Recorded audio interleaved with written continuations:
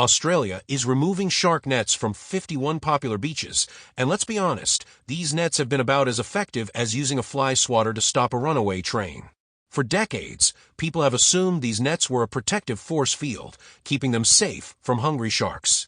In reality, they've been nothing more than an underwater death trap for marine life, with over 90% of the creatures caught not even being sharks. That's right, if you ever thought, oh good, a net. Now I can swim safely. Just know that a dolphin, a turtle, or even a harmless ray probably paid the price for that false sense of security. Imagine this. You're a dolphin, just living your best life, cruising through the waves, looking for a snack. Suddenly, BM, you're tangled in an invisible nightmare. You struggle, you flip, you do a full-blown Cirque du Soleil performance trying to get out, but nope, you're stuck. All because humans thought, let's put up some nets and pretend we're solving the problem. And let's talk about effectiveness. These nets don't actually stop sharks from entering swimming areas. They're not walls. They're literally just sheets of netting that sit in the water, usually with massive gaps. Sharks can swim over them, under them, around them, and sometimes even through them. It's like putting up a picket fence in the middle of the ocean and hoping that sharks, with all their predatory instincts, will see it and go, "Oh no, a human-made barrier. Guess I'll turn back." Spoiler, they don't. Shark nets have been around for decades, mainly because people like to feel safe. The logic behind them is kind of like carrying an umbrella indoors just in case it starts raining inside your house. But here's the kicker, most shark incidents happen in areas with shark nets anyway. So what's the point? They don't protect swimmers, but they do manage to trap and kill thousands of innocent sea creatures. Dolphins, turtles, rays, and even baby sharks have been found lifeless, tangled in these nets. The statistics are brutal. Studies show that over 90% of the animals caught in shark nets are not target sharks. In some cases, fewer than 10% of the entangled creatures are actual dangerous sharks. The rest? They're marine life that just happened to be in the wrong place at the wrong time.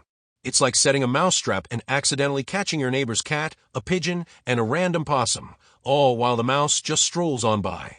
So after years of protests, research, and enough tragic dolphin stories to make anyone cry into their fish and chips, the decision has finally been made. Shark nets are coming down. Environmentalists are celebrating, surfers are relieved, and marine life is getting a well-deserved break. But this brings us to a big question, what now?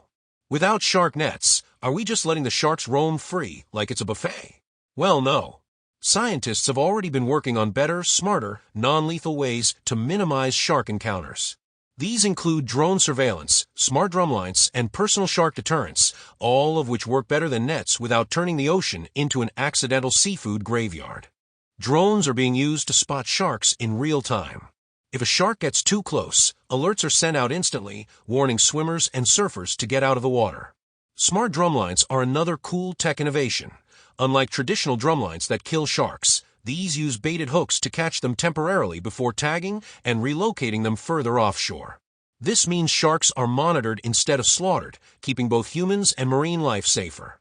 There's also the rise of shark deterrent devices, which are basically underwater repellent systems that mess with sharks' sensory systems, making them avoid certain areas.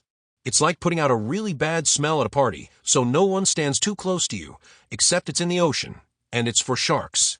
So what should swimmers and surfers do now that shark nets are going extinct? Pretty much the same things they should have been doing all along. Avoid swimming at dawn and dusk, stay in groups, don't swim near fishing areas, and this is a big one, don't panic. Sharks don't actually want to eat humans. Most attacks happen because a shark mistakes a person for a seal, and once they realize their mistake, they usually let go. It's just unfortunate that a let go from a 4-meter great white usually leaves a bit of damage. The reality is, sharks are not the villains of the ocean. They are a crucial part of the marine ecosystem, keeping everything in balance. Without them, things would go haywire.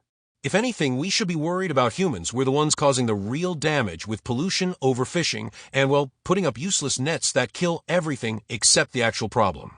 So, the next time you're at the beach and hear someone say, "Oh no, they removed the shark nets." Now it's not safe. Just hit them with some facts. Shark nets were never truly protecting us. They were just an outdated, harmful method that did more damage than good. The ocean is full of risks, yes, but removing these death traps is a win for marine life and honestly for common sense.